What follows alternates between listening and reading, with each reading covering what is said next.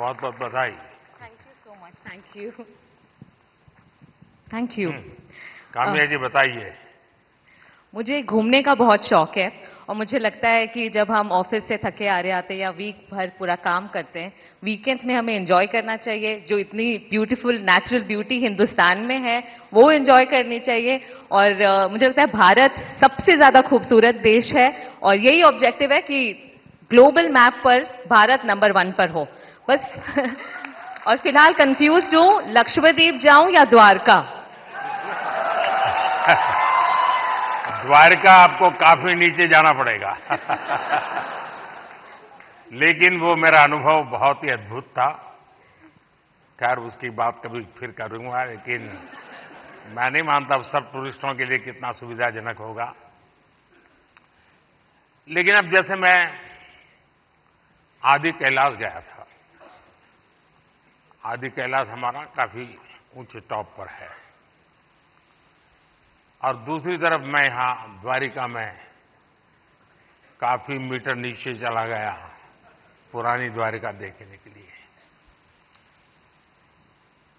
आप ये जब भारत की धरोहर का परिचय करवाती हो तो मैं एक विषय, 2 विषय लेकर इन दिनों चल रहा हूं।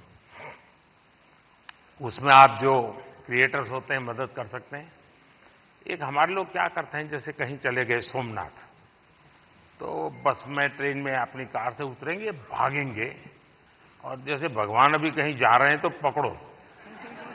उनके दिमाग में यही रहता है, तो दौड़ो पकड़ो और फिर एक बार देख लिया तो इधर उधर छुट्टी। मैं कहता हूं भाई ऐसा क्यों करते हो? जहां जाते हो कम से कम एक रात रुकिए। टोटल जो आपका बजट है, टूर ट्रैवल का टोटल बजट है, कम से कम 5% 10% लोकल कुछ न कुछ चीज खरीदिए, लोकल प्रोडक्ट खरीदिए। अब फिर आप कहेंगे नहीं हमने पानी पूरी खरीदी थी, ऐसा नहीं। खाना वाना तो कंपलसरी है, खाएंगे, लेकिन कोई वहां की प्रोडक्ट, क्योंकि हमारे देश की जो ये भी एक सामर्थ्य है और वहां की इकोनॉमी को बहुत बड़ा बल मिलता है।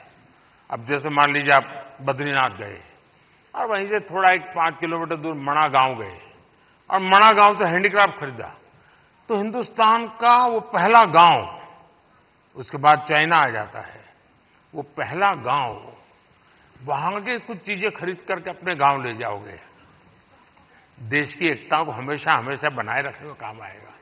तो कभी आप ऐसे विषयों को भी अगर प्रमोट कर सकते हैं तो बहुत अच्छा होगा। बिल्कुल।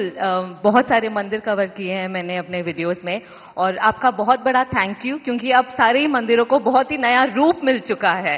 So thank you for that. Thank you.